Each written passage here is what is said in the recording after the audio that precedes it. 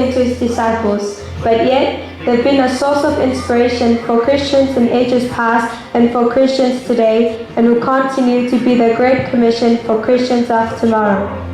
Go ye therefore and teach all